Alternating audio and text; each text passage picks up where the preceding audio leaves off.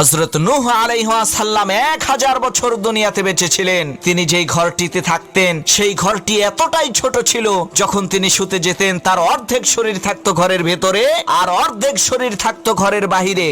যখন মালাকুল মাউত ফেরেশতা হযরত নূহ আলাইহিস সালামের রূহ কবজ করতে আসলেন, তখন তিনি জিজ্ঞেস করলেন, হে আল্লাহর নবী নূহ, আপনি আপনার সারাটা জীবন এই জীর্ণ শীর্ণ ভাঙাচোরা ঝুপড়ি ঘরেই কাটিয়ে দিলেন।